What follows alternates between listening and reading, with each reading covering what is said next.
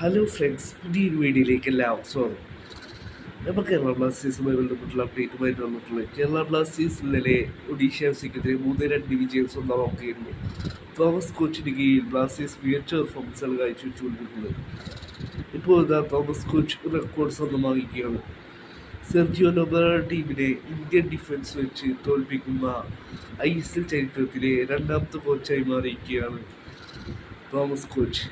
ഇതിനു മുമ്പ് ഇവാൻ കോമനോവിച്ചായിരുന്നു ബ്ലാസ്റ്റേഴ്സിനെ ഇന്ത്യൻ ഡിഫൻസ് വെച്ച് സെർജിയോ ലൊബറ ടീമിനെ തോൽപ്പിച്ചത്.